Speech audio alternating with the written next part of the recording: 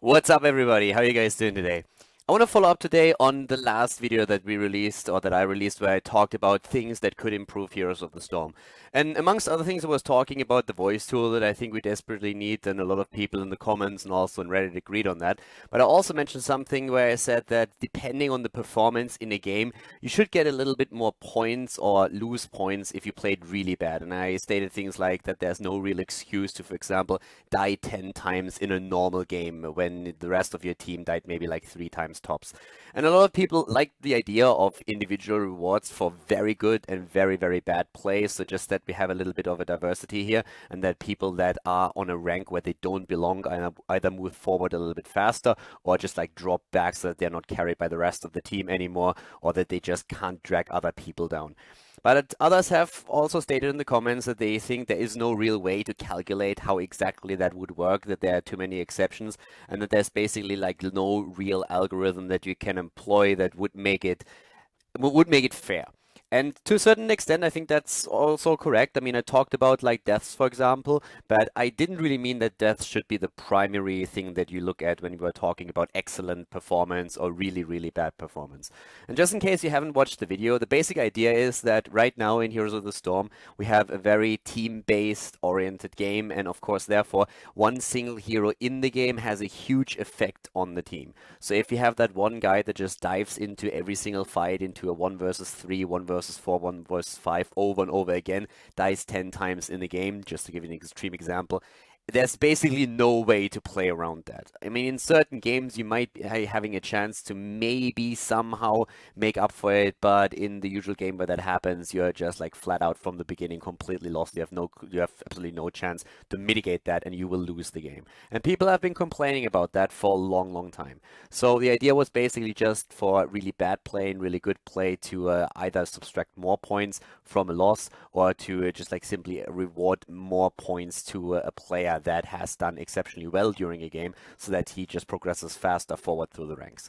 And I've been actually like thinking about it a little bit, because people have been saying that it's very hard to find a good algorithm, and I come up with a solution. I'm not saying that it's like the holy grail and that it's like the perfect thing, but I actually feel like I've come up with something that is fairly easy to implement and also would have a very huge impact on the game. And I would personally like to have your input on that, because I think at least as the basis of an idea, it has a lot of potential and could be used by Blizzard and maybe even developed a little bit further to just improve the game overall.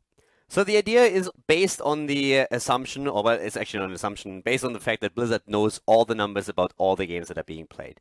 They already use that information to tweak heroes when they come out, or like change heroes that have been in the game for quite some time. They look at win and loss ratios on certain skill levels, on like the bronze level, on platinum, on master and grandmaster, and also on like which talents are being picked, which talents are being played a lot, and then they adjust those over time, or at least it's one of the tools that they use. So the data is available, and my suggestion would be that Blizzard builds for every single hero that is out there, for a certain skill level, an average on what the hero usually brings to the table. So let's say, for example, we have a Vala player that is playing in Diamond 3. Blizzard in this case could easily look at Diamond 1, Diamond 2, Diamond 3, 4, and 5 performance on that particular hero, and just like have a look at what in average for wins and loss games a hero or a player on Vala contributes in terms of siege damage, in terms of hero damage, in terms of kills, in terms of deaths, and experience and whatnot. Like you can look at the normal statistics that we have at the end of the game. You can implement a few more. You can have a couple of like KDA ratios or other ratios that you look at. But the bottom line is that it's important that you divide by wins and losses and then look at the numbers. Since we all, of course, know that your KDA, your damage output, and like your deaths are going to look very different in a game that was won by your team or that was lost by your team.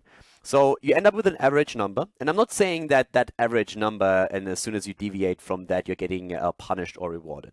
But you have that average number now all of a sudden, where the game says, okay, on diamond level, this is what you should bring on the table with this hero in case that your team wins or in case that your team loses.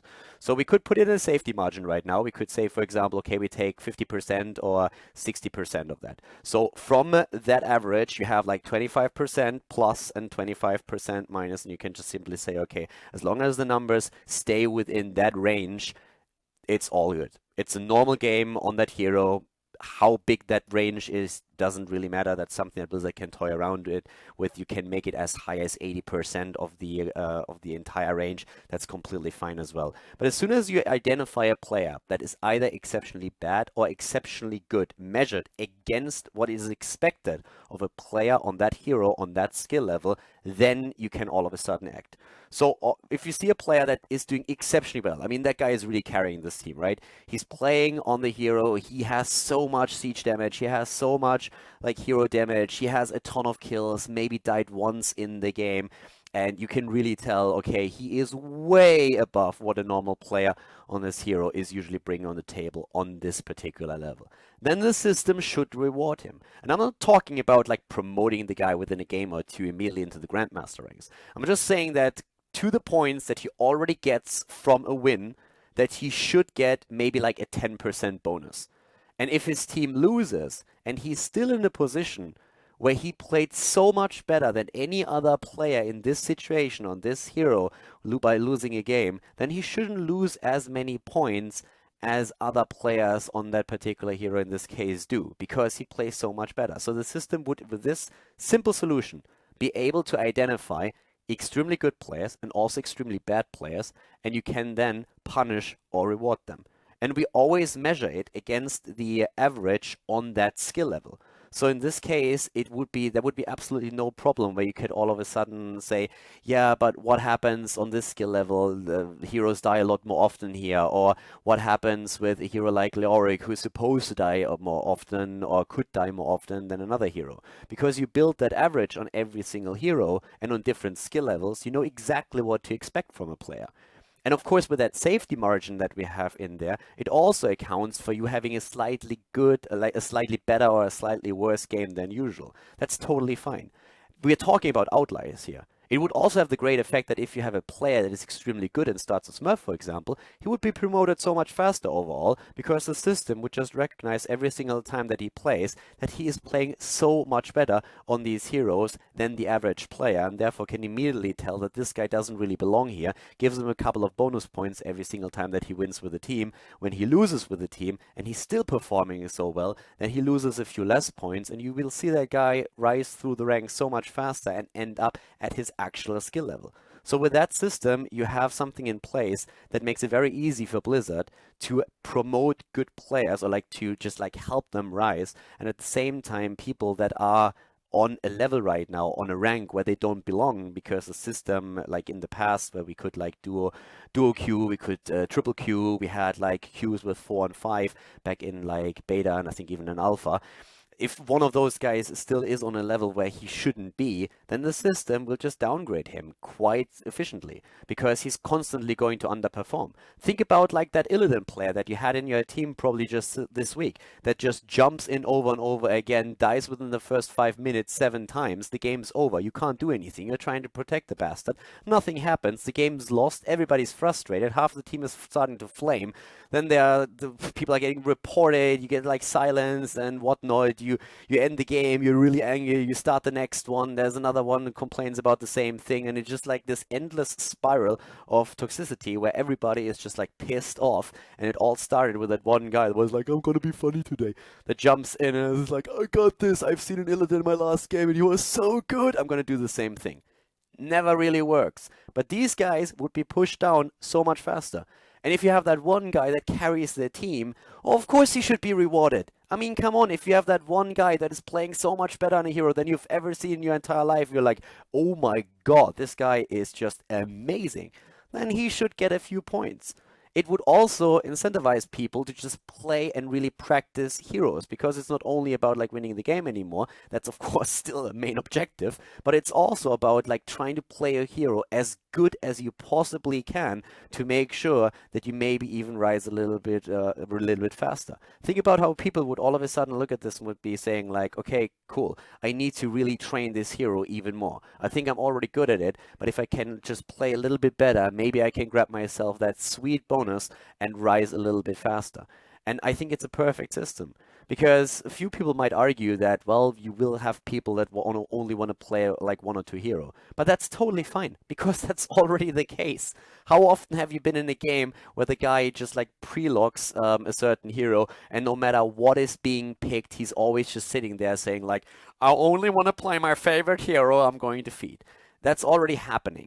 That's not going to change. You have these people everywhere.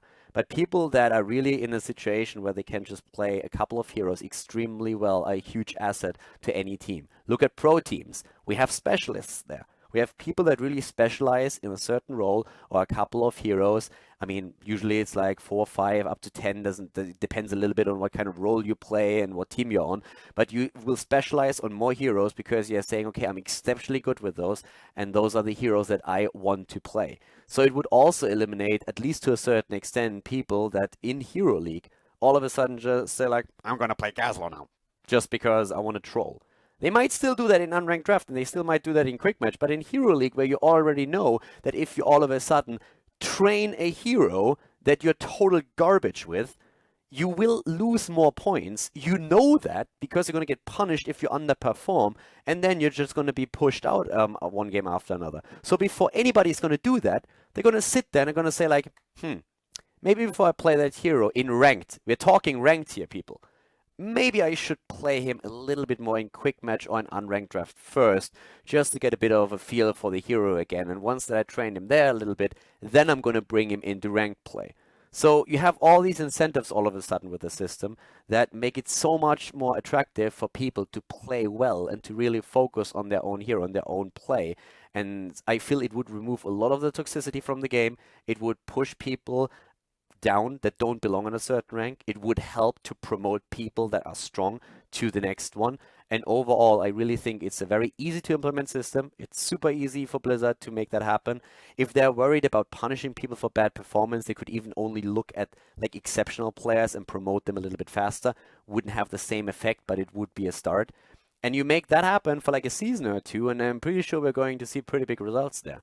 That's at least my take, and as I said before, I would be extremely interested to see what you guys have to say about it, because I think it would be a great start or a great like asset, a great tool for Blizzard to make the game even better and help us to really just like identify good players, promote them faster, and punish players for just like trolling and performing bad in ranked play.